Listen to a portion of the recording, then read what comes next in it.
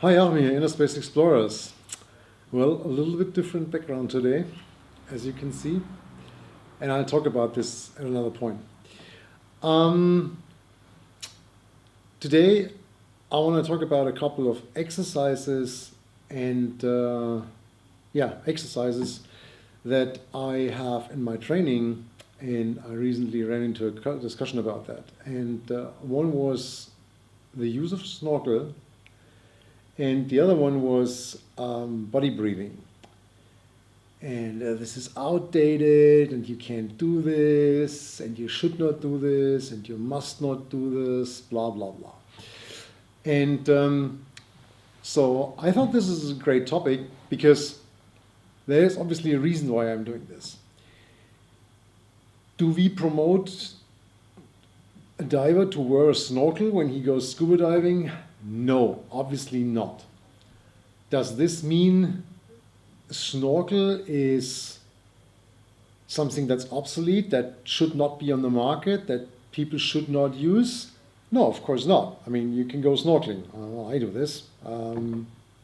There's eras or waters where this is absolute fun and great, and actually there's waters where you are not allowed to scuba dive, but there's still something to see, so you might want to take a snorkel.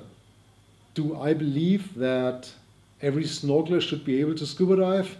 No, obviously not. Do I think every scuba diver should be able to handle snorkel gear? And I'm not talking about the full face mask with the funny thing on top and then drowning in it, but I'm talking about more skin diving, meaning having a mask and a snorkel and a pair of fins and checking out of water, being able to descend to 10, 15 meters, clear a mask, on the way up, clear a snorkel properly, and demonstrate proper skills and comfort in the water. Yes, absolutely. I know that sounds a little bit, for those of you who are more my generation or older, like the old CMIS training. So you go swimming for half a year in the pool, then you go snorkeling for half a year in the pool, and then you go skin diving for another half a year, and then they maybe allow you to touch a scuba tank for the first time, but only to carry it for somebody else.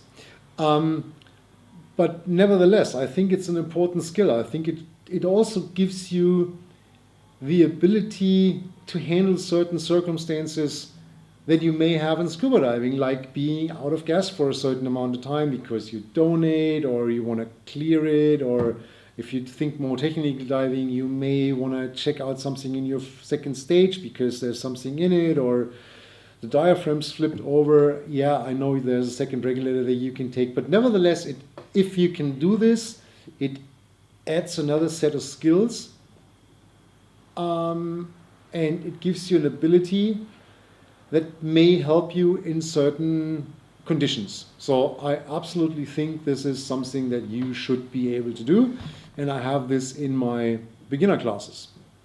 Not extensively, not half a year, only 3 months, but I think it should be there, and I'm teaching it.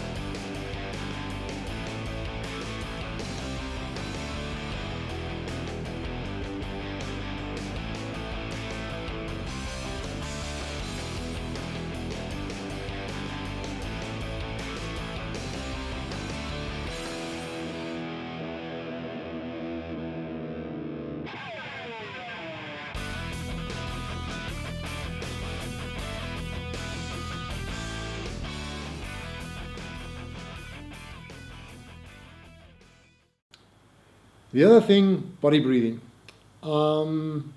Is this a skill that would save somebody in a real diving scenario?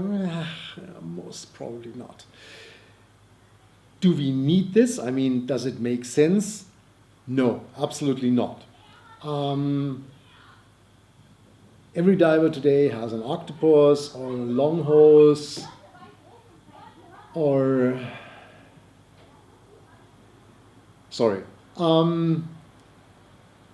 or an independent setup or whatever. So the idea of a diver running out of gas and having no other choice than going to another diver that also doesn't have a second regulator or something, and they need to share one regulator, so two people in the water with one scuba tank and one regulator is, I don't know how that should happen. That's nonsense. But it's a great exercise to control your breathing, to multitask underwater, because you have to make an ascent, you have to control your breathing, you have to communicate with the second diver, you have to level your ascent rate, your buoyancy, and obviously passing back and forth that regulator. And that is a great exercise. And I know there have been people that were like, yeah, but then from HIV to Corona to whatever, another regulator. Well, if I donate my regulator, I'm still sharing a regulator, so that's just nonsense. Are there people that I probably do not want to share gas with? Yeah, maybe, so I don't have to. But I just wanted to point out that also this is nothing that I would do in a real dive as an emergency solution, so to speak. It is still something that I think is a fantastic exercise in training, and it adds to your skill set. So let me know what you think about it. Maybe there's other exercises where you're like, oh, that's a great idea as well. Let me know in the comments. And if you like my content, hit the like button, subscribe to the channel, and I'll see you in the next video from the same place. Bye-bye.